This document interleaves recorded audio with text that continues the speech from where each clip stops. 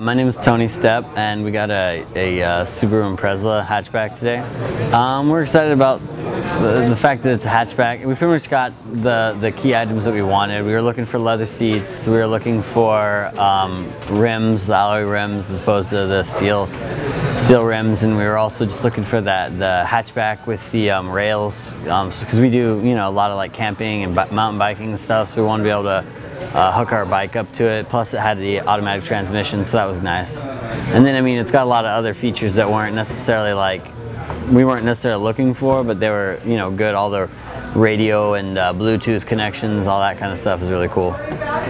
He was great, very, very helpful. I'm a little bit more detail oriented, and so he's very patient, answered all of our questions, really helped us break down the pricing and different options.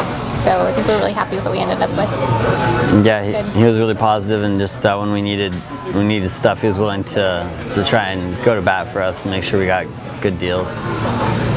We actually had looked for a car a few months ago, and we've been kind of toying around with the idea of buying a new car for a while, and we went to a couple dealerships a few months ago and ended up driving a Subaru down in Seaside, and it was just a much better ride than a lot of the other cars we'd tried out that day.